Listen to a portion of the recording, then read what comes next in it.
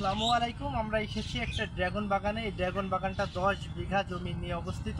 এটা হচ্ছে আন্দোলবাড়িয়া ইউনিয়নের দেহাটি গ্রামে। দেখেন প্রতিটা গাছে কি পরিমাণ ড্রাগন হয়েছে। এই ড্রাগনে কোনো প্রকার টনিক ইউজ করা হয় না। বর্তমান বাজারে দেখবেন যে ড্রাগনগুলো এই যে এক পাশ লাল আর এক পাশ সবুজ, এই ধরনের ড্রাগনে টনিক ইউজ করে। আর যেইগুলো পুরোপুরি লাল সেগুলো টনিক ইউজ করা হয় না। বর্তমান ড্রাগনের টনিক ইউজের পরিমাণ প্রচুর পরিমাণ বেড়ে গেছে। আমরা ড্রাগন কেনার ক্ষেত্রে এই জিনিসটা মনে রাখবো যে ড্রাগনের যদি এক পাশ সবুজ এক পাশ লাল থাকে তাহলে সেটা টনিক ইউজ করা।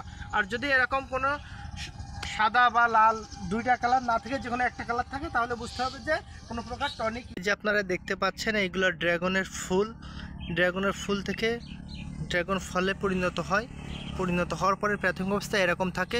যখন পুরাটা লাল হয়ে যাবে তখন পরিপক্ক হয়ে যায়, খাওয়ার উপযোগী হয়ে যায়। এই দেখতে পাচ্ছেন এই ড্রাগনগুলো পুরোপুরি লাল হয়ে গিয়েছে, কোনো টনিক ইউজ করা নেই এবং খাওয়ার উপযোগী। প্রিয় কৃষক ভাইয়েরা, আপনারা যদি এই ড্রাগন ফল চাষ করতে চান করতে পারেন। এটি অনেক লাভজনক।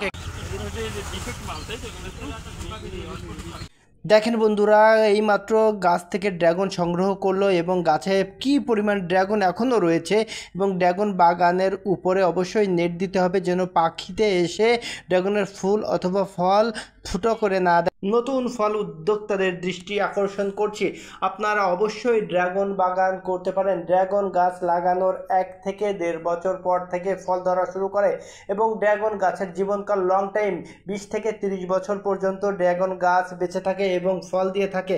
অতএব আপনারা ড্রাগন বাগান করতে পারেন নিঃসন্দেহ, এবং গাছে প্রচুর পরিমাণ ফল হয় সারা বছর। আমরা দেখতে পাচ্ছি একটি জৈব সারের বড় একটা গাদা। এই গাদা থেকে নিয়ে জৈব সারগুলো ড্রাগন গাছে ব্যবহার করা হয়। ড্রাগন গাছে কোনো প্রকারের রাসায়নিক সার ব্যবহার করা হয় না, যার ফলে উৎপাদিত ফলগুলো আমাদের শরীরে মানবদেহে কোনো প্রকার রাসায়নিক ক্ষতি করে না এবং এই উৎপাদিত ফলগুলো আমাদের জন্য অনেক উপকারী। আমরা সরাসরি এই ড্রাগন বাগানের ভিউটা একটু দেখানোর চেষ্টা করছি এবং চলে যাব।